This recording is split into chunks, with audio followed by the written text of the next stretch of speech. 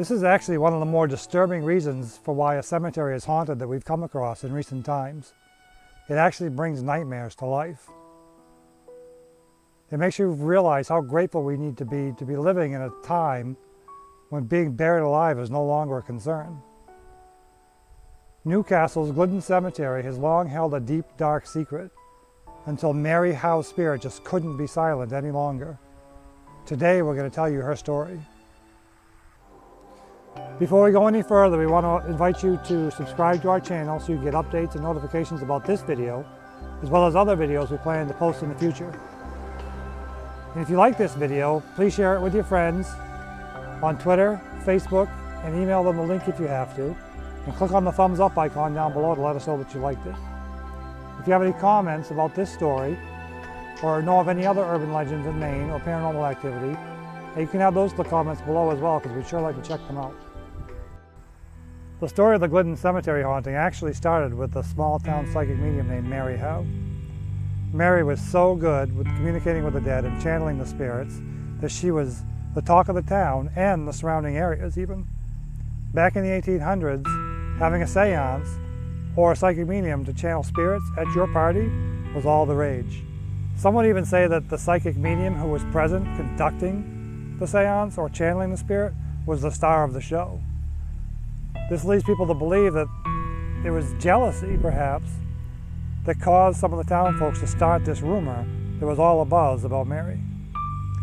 Before I tell you about the rumor, let me tell you a little bit about how psychic mediums work. As a member of Maine Ghost Hunters, we've seen them in action. Usually, they'll go into a trance, they'll start to channel the spirit, and then they'll come out of the trance. Mary worked very similarly. She would go into a trance, she'd start to channel the spirit. Sometimes she'd come out right away, sometimes it would take a few hours, and sometimes it would take a couple of days. Typically, she had one of her brothers by her side, though, to make sure she came out of that trance okay. On this one particular occasion, for whatever reason, Mary just could not come out of her trance. She was stuck. And it was while she was stuck in this trance that the rumors started. Was she dead? Was she comatose? Was she responsive at all? Nobody really knew, not even her brother, who had taken care of her before while she was in these trances. So the rumor mill got so hot and heavy that the town's constable just couldn't take it anymore, and he called for the physician. So the physician went to the home, and he conducted his medical examination, and when he was done, he reported that there was no discernible pulse, no discernible heartbeat, and no discernible respiratory activity. Although there was no decay, no rigor mortis, and no rotting and no smell. So she appeared to be alive, although all signs said that she was dead. Well, the brother was very upset. He was very opposed to any further action, even though the constable wanted the doctor to pronounce her dead. There were two different positions in the town. One was that she was dead, she needed to be buried, and the whole town was up in arms. And the other position was, she's not dead, you can't bury her. Well, the constable got the last word, and he had Mary removed from the home. The mystery has actually become more about where is Mary buried, rather than was Mary dead when she was buried. Originally, Mary was slated to be buried in the Metcalf Cemetery in Damariscotta, which is now the Hillside Cemetery. But the people who ran that cemetery wouldn't allow it because they thought for sure that Mary was still alive. Historical documents point to Glidden Cemetery as her burying place, but we're not sure if that's the Glidden Street Cemetery in Damariscotta or if that's the Glidden Cemetery here in Newcastle. The locals seem to think that Mary is buried here in Newcastle's Glidden Cemetery for a few reasons. None of the locals to Damariscotta would have a hand in burying Mary because they thought that she was still alive, or at best they didn't believe the medical examiner's report stating that she was dead. Out-of-town gravediggers had to be brought in to dig the grave, and when they found out what was going on, they quit.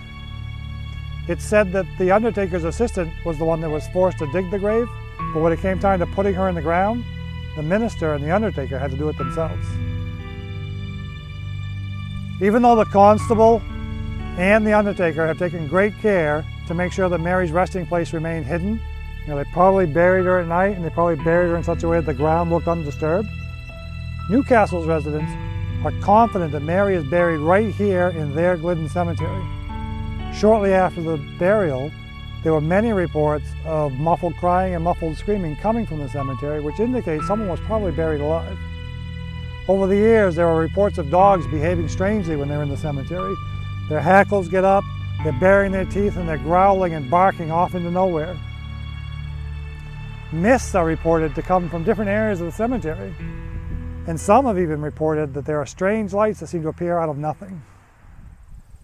If you're planning to visit the Glidden Cemetery, we ask that you do so with respect.